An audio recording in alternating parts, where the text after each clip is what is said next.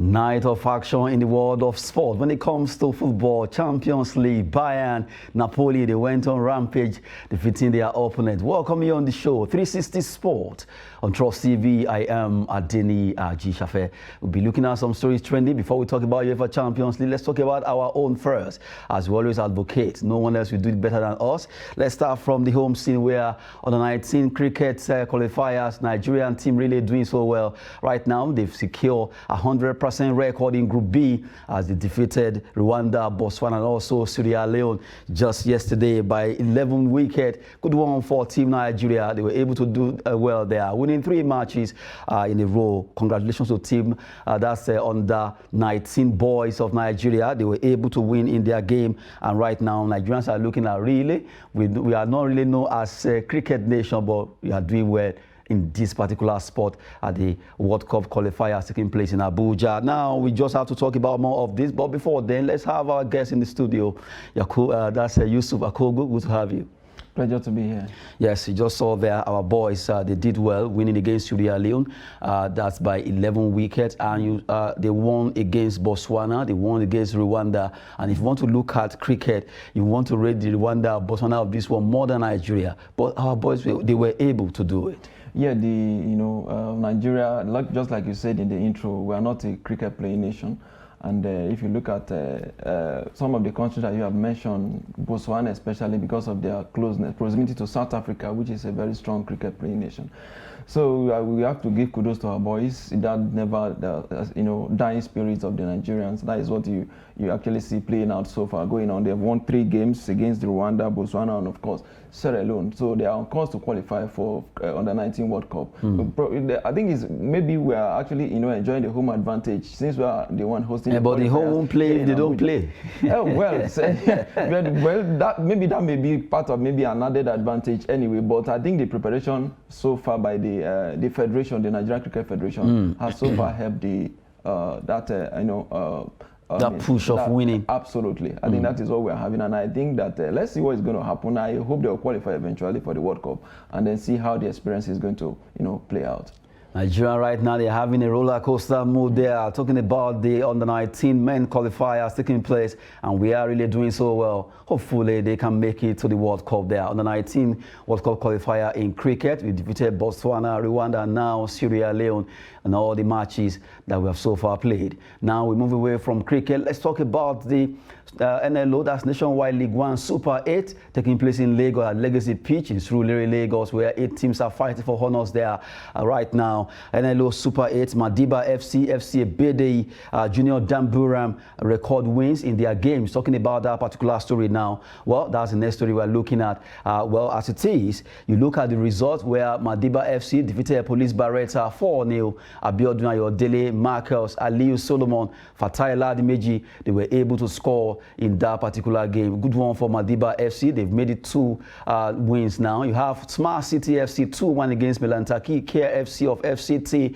David Idezi and Akim Wasiu, they were the one that scored for Smart City. They were smart enough, while Miko Dalha of Milan Care FC put one back to represent this club. Although it was not good enough, they lost that game after winning their first game on day 1. FC Ebede, they won 2-1 against Kun Khalifa FC. Isa Abubakar or Dekunle Musliu making it 2-1 against Kun Khalifa, where Ekpemadu Chijoke was able to put one back for Khalifa FC, while Junior Damburam 1-0 against Aspire FC.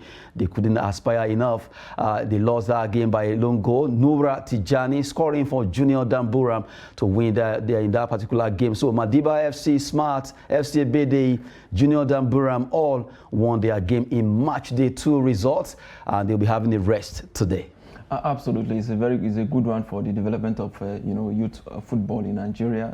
When you're seeing this kind of competition, you actually get to have that hope that look, the future of Nigeria or football in Nigeria is actually very bright. Look at the FC BAD, the Madiba FC. These are very fantastic football team. I mean, very good when it comes to youth development, and you actually seen them doing so well. So we actually look forward. Me, I'm actually looking at the FC BAD. I think they are known as the Olise boys. I think they are doing so well, and I hope that at the end of the day we'll see what's going to happen at the end of the Super 8. Well, I love the fact that this is our own league now, the top tier of Nigerian football league. And when you look at the 8 teams, they actually deserve it for winning their groups, then coming to Lagos to fight for honors.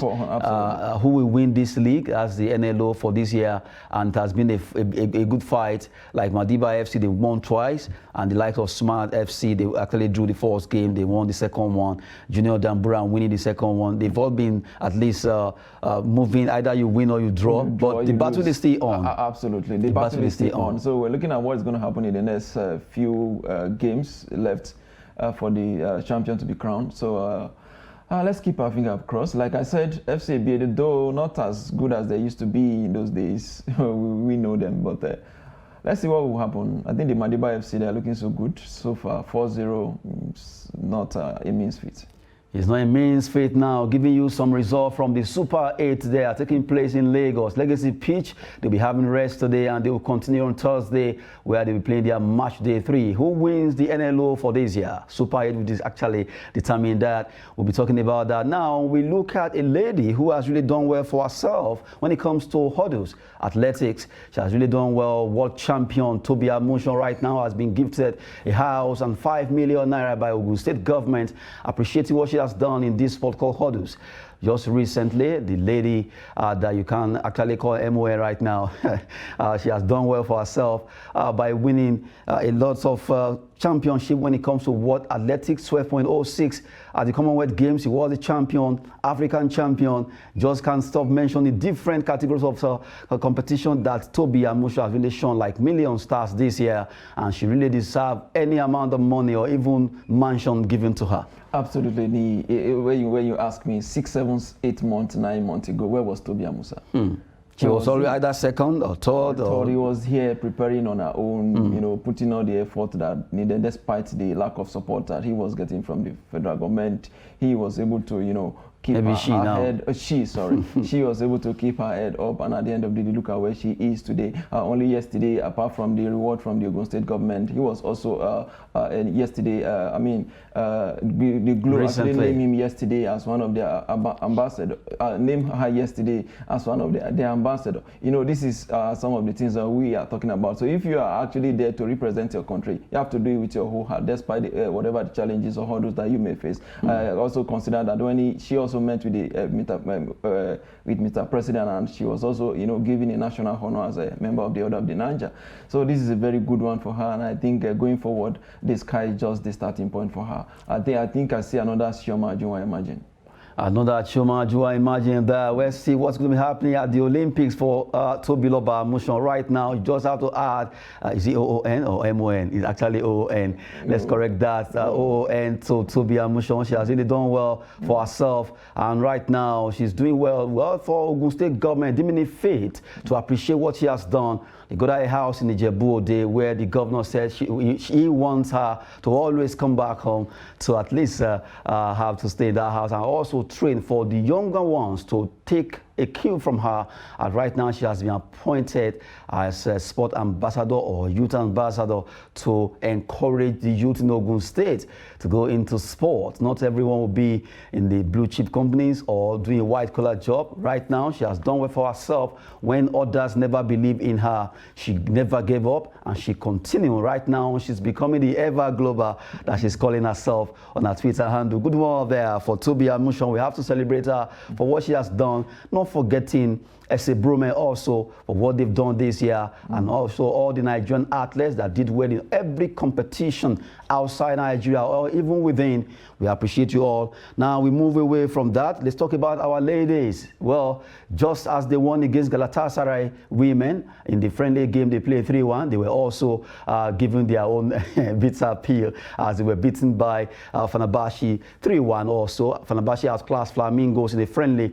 They lost by 1-3 in that game after beating Galatasaray 3-1. So it's like they turned the table against Nigeria Flamingos. Yeah, absolutely. I'm not surprised. Fenerbahce is a club-side football collection of different players, some of the best players maybe in the Turkish league. So I'm not surprised at the outcome, but that is not to say that we have more to do in terms of preparation. We need to take the positives from the game, and then going forward in our subsequent matches, some of the things we learned from that game, we should put them into practice as we prepare for the World Cup. We are not new to the World Cup. We've done so well in this tournament. We won some of the tournaments in Africa, and then we're going at the world stage. We've came very close. If not for Germany, on some occasions, so we would have won it. So I think this is a very good one for them. It's a good test for them. I think they are well prepared, and I think let's see what will happen at the World Cup. But I'm very, very positive about it. Good one there. Our ladies, they did well against Galatasaray, winning 3-1. And this time around, they lost by the same margin of goals. And that will be the end of their friendlies. They'll be moving to India properly for the World Cup. They'll be starting on 11. And for them to get used to the weather there. Good one for our Nigerian team, the Flamingos, who right now in Turkey, moving to India for the Women Under-17 World Cup. Let's go to the big one that happened in Europe. Just yesterday, matches were played across Europe. Let's look at the result of Uefa Champions League as it went down across different stadia in Europe. Well, Napoli went on rampage. They spelled their own name, at least -1 for Ajax. Good one there for Napoli. 6-1. Napoli, Kvaratskhelia, you just have to look at Rapodiori, all of them scoring. Despite not having Osimhen, they were able to do well. 6-1 for Napoli. Liverpool 2-0 against Rangers. Club Brugge also did well against Atletico Madrid. Nigerian Rafael Onyedika playing the entire 90 minutes. And you have FC Porto, Zaidu Sanusi on scorer sheet there. He was able to score one of the goals against Bayer Leverkusen. You have Bayern 5, Victoria Plizen 0. Good one for Bayern at Allianz Arena. You have Inter Milan. They were able to do it against Barcelona at Giuseppe Meazza. And you have Marcel did well against Sporting Lisbon there 4-1. And Eintracht Frankfurt and Tottenham Hotspur, they shared this point by 0-0. Well, that was how it went down just yesterday. Well, Yusuf, you look at the game. If I would look at them, Napoli Ajax, what a game. What a game it was. What a game. I saw that game when Ajax went up by a goal to 0. Or in the first 19 to 20 minutes, you see the pressure on the Napoli defense. But you could also see that this pressure may not something that will last for too long. They were able to soak that in, and at the end of the day, they came out smoking. Putting 1, 2, 3, 4, 5, 6 goals behind the boys from the Netherlands. So it's actually a very good one for the Napoli team. So painful for Calvin Bassey. He was so painful for him. He played all the entire game. I think they are actually missing the exit of their former manager, who is now the coach of Manchester United. It's going to take them a while for them to get back to their usual place where they are. They've lost the manager and some of their big name players. Also left the club, so I think they are rebuilding. They are in the rebuilding process, and I think with time they are going to recover and then get back to that big stage that Ajax are actually known for. But for Napoli, this season, I think they are actually out smoking. They have shown so far that they are actually ready for the big stage. They've demonstrated that. They've done it against Liverpool. They've done it against Rangers, and now they've done it again against the Ajax. So they're actually sending a message to the rest of the big clubs in Europe that, look, we are coming for this title. Coming for this title, could do well. He was able to do one for his club, Ajax, although the player is always outstanding whenever I play. Watch out for Kudu, outstanding Ghanaian player there. We're talking about Napoli versus Ajax. It ended in a 6-1 result. And now, see, going by that result, Liverpool Rangers. Well, for Mo Salah and Trent Arnold, they were able to be unsung yesterday. Absolutely. An unconvincing performance from Liverpool. You would say I was not impressed at all by their performance. Arnold was able to get that goal, and then that penalty from Mohamed Salah gave them this advantage, in the group stage so far. But I think there's something wrong with Liverpool that I really don't know whether the exit of Sadio Mane actually, is affected them in a way, but maybe other clubs in Europe have actually found out some of the the secrets. The way they found out about Mourinho behind their performance in the last 3 or 4 seasons. So far they've not really been convincing. The defense is, the Van Dijk that we know isn't the same Van Dijk that we're actually seeing today. I think a whole lot needs to be done. They need to do the background check. They need to go back to the drawing board and see how they can actually bring back their season on track. As it is now, they are wobbling their way through. They actually got this result yesterday, not really because they were the better side. Just that the goals came. The pedigree, out of the pedigree and the pride of we are Liverpool, were the former champions of. I mean, 6 times winners of this trophy. Please, let's get this done. I think that was what happened yesterday, and I think they may, qualify. Maybe after then, maybe they may just pick up from there. Well, let's see if Liverpool will be able to make it. But another one is Club Brugge against Atletico Madrid. You won't look at it as you remember that if like we say on paper, you want to give it to Atletico Madrid, but Club really roared. They did well. Kudos to Nigerian Rafael Onyedika, who right now has made himself very, very compact to that club. I was able to play the entire 90 minutes for Club Brugge, and you look at their performance against Atletico Madrid. Oh, fantastic yesterday. 3 out of 3 for them. Fantastic. That's another one. 3 out of 3 that they won. Yeah, they are topping the group with 9 points. Nobody gave them that chance. In their last 2 games in the league before they came in, they lost 3-0 to Standard Liège. Then they won the second game 3-0, and then this one again against the Spanish giant, the Atletico Madrid. Nobody gave them the chance. Just like you mentioned, the Rafael Onyedika, fantastic player. He was on for 90 minutes yesterday. Commanding that midfield role against some of the best players from the Spanish team. So he did so well yesterday for his club, and then they got a very good result. Clean sheet it was for them, and they are 9 points on top of the group. I think they're as good as qualifying for the next round, the last 16. Another Nigerian did well, Zaidu Sanusi. I'm so happy for him right now because this will boost his at least confidence. They were able to win 2-0 in that game against Bayern Leverkusen. Although I wasn't expecting much from Bayern Leverkusen. If you check the German league, they have been wobbling seriously. And now in the Champions League too, even though they are looking for a manager already. FC Porto, they were able to do it 2-0 against them, and I'm so happy for Sanusi. Yeah, absolutely. Fantastic display from him. At the beginning of the season, he was not doing so well. He was most of the time coming from the bench. Not playing as we expected as we know him. So, but yesterday he was on. Yesterday, even scoring one of the goals yesterday. So fantastic one for him there. I saw that game when Bayer Leverkusen scored that goal that was eventually rolled out for. There was a foul before the build-up. So the goal was eventually ruled out. So I think it's a very good one for FC Porto. I think from here they can actually build on because they lost their last game against Club Brugge 4-0. It went down. Then winning this one, I think it's going to be a morale boost for them. And then I think they can build on it and then see how they can actually qualify for the next round. And good one for Nigerian international Zaidu Sanusi there, scoring one of the goals for FC Porto for them to dislodge Bayer Leverkusen. And we are still talking about UEFA Champions League. It was a big one for the Bavarians, as they are called, at the Allianz Arena in Germany. They went 1-2-3-4-5 against Victoria Plzen. They eventually spelled the Plzen. They spelled the Plzen, not the Victoria. Good one for Bayern. And you have the Sané, the Mane of this world scoring for Leroy Sané, good one, scoring a brace. And you have Mane. At least I love the fact that, for a while he has not been able to score, but now that he has scored this one, maybe it will open that goal draw to actually stop for him. Now Bayern, I think in Europe they are announcing themselves again. Yeah, they have always been there in Europe, even despite the shaky start to the season. I think you can't really rule out Bayern Munich when it's come to European football, even the German league as well. So given this, nobody is any surprise anywhere at the results, given if you look at the quality of the opponent. So they did so well yesterday, especially Sadio Mane. He's been, not so rosy for him in recent games, but scoring yesterday, I think that's going to boost his morale. I also see Leroy Sané, the former Manchester City man, doing so well for Bayern Munich. So it's a very good one for Bayern Munich.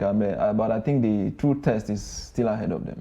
Well, while we're talking about Bayern Munich, at least attention was really on that Inter Milan versus Barcelona. Yes. Why? Inter lost over the weekend against AS Roma.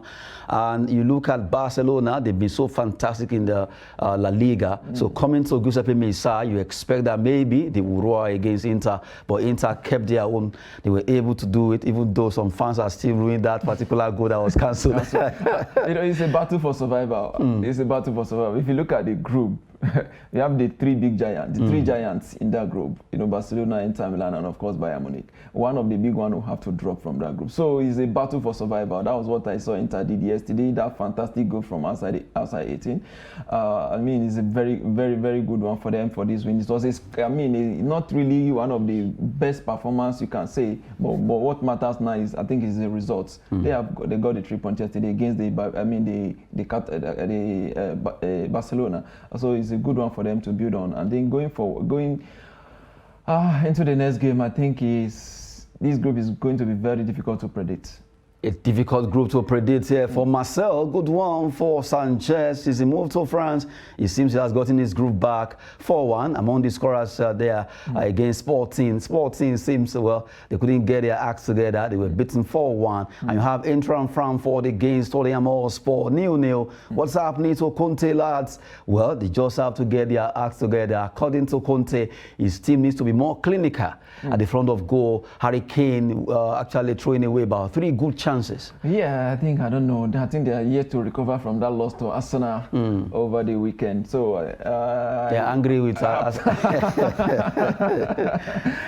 I think maybe that actually affected their performance yesterday. But I think Tottenham they still have a good chance in this group to qualify from there. So I'm not really worried about their performance. They played away from home, so it's actually expected. It's not really easy to go to Germany and get a result just like that. So I think they did very well yesterday. And if you talk about the Marcel, a good one for Sanchez, and of course the Manchester United man who is currently on loan at Marcel.